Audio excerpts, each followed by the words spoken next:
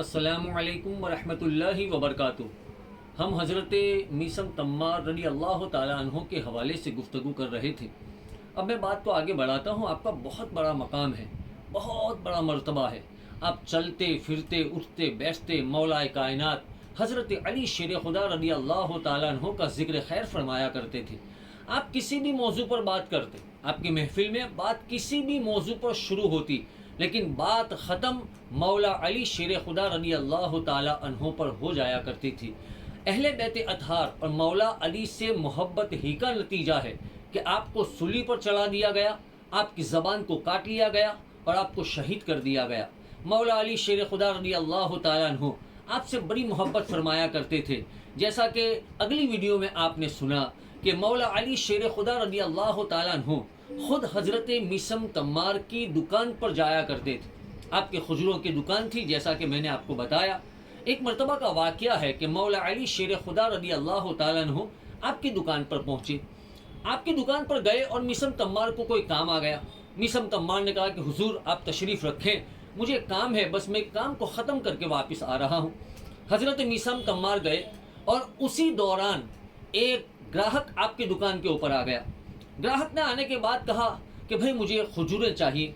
مولا علی شیر خدا رضی اللہ تعالیٰ عنہ نے ارشاد فرمایا کہ بھائی صاحب دکان جو ہیں وہ تو ہے نہیں، لیکن آپ کو جو کھجور چاہیے وہ یہاں سے آپ لے لیں اور جو قیمت ہے وہ یہاں پر رکھ دیں۔ اب دکان جو خریدار آیا تھا اس نے دیکھا کہ دکان کا مالک تو ہے نہیں، یہ بڑا اچھا موقع ہے۔ اس نے کھجوریں خرید لی اور کھجور خریدنے کے بعد جو قیمت تھی وہ کھوٹے سکے رکھ دی، صحیح نہیں، جو کھوٹے سکے تھے وہ وہاں پر رکھ دیے اور رکھ کے چلا گیا۔ اب میثم تمار واپس آئے۔ جب میثم تمار واپس آئے تو آنے کے بعد کہا کہ حضور کیا ہوا؟ کہا ایک گراہک آیا تھا اور کھجوریں مانگ رہا تھا، اس نے فلاں فلاں کھجوریں خرید لی اور قیمت اور پیسہ وہاں پر رکھا ہے۔ میثم تمار نے جب وہ پیسے دیکھے تو وہ تو کھوٹے سکے تھے، تو آپ مسکرائے اور مسکرانے کے بعد کہا کہ حضور یہ تو کھوٹے سکے ہیں، تو آپ بھی مسکرائے۔ بس ابھی اتنا کہنا تھا میثم تمار کا کہ حضور یہ تو کھوٹے سکے ہیں، کہ اسی وقت وہ گراہک جو کھوٹے سکے رکھ کر اور کھجوریں لے کر چلا گیا تھا وہ واپس آتا ہے اور آنے کے بعد کہتا ہے کہ بھائی یہ جو کھجوریں میں لے گیا ہوں اس کا ذائقہ ٹھیک نہیں ہے، اس کا ذائقہ اچھا نہیں ہے۔ مولا علی شیر خدا رضی اللہ تعالیٰ عنہ مسکراتے ہیں اور مسکرانے کے بعد فرماتے ہیں کہ ارے جیسی قیمت جیسے سکے ویسا ذائقہ۔ مولا علی نے اپنی نگاہ ولایت سے اسے کھینچ کے واپس بلایا۔ ایک مرتبہ کا اور واقعہ ہے کہ حضرت میثم تمار کی دکان کے اوپر مولا علی شیر خدا رضی اللہ تعالیٰ عنہ جلوہ بار تھے۔ میثم تمار کسی کام کے سلسلے میں باہر گئے ہوئے تھے کہ اسی دوران ایک سائل آ جاتا ہے اور سائل آنے کے بعد سوال کرتا ہے کہ مجھے اللہ کے نام کے اوپر دیا جائے، اللہ کے نام پر کچھ دیا جائے۔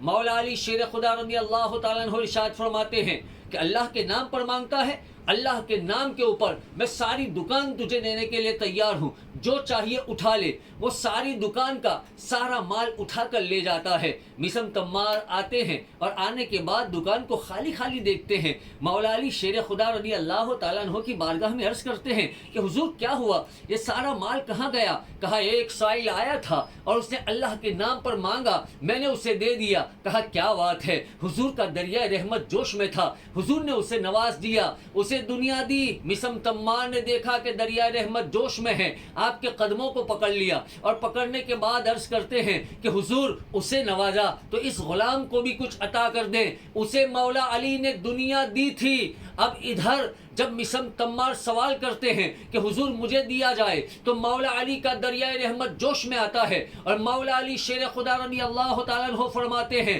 کہ اے میثم اس نے دنیا مانگی تھی، میں اسے دنیا دے رہا ہوں، لیکن اب تم میرے پاس میرے اپنے ہو اور مجھ سے سوال کر رہے ہو، تو اللہ تبارک و تعالیٰ نے اپنے محبوب کو جو علم دیا اور محبوب کے در سے جو علم علی کو ملا ہے وہ سارا علم علی تجھے دیتا ہے۔ السلام علیکم ورحمۃ اللہ وبرکاتہ۔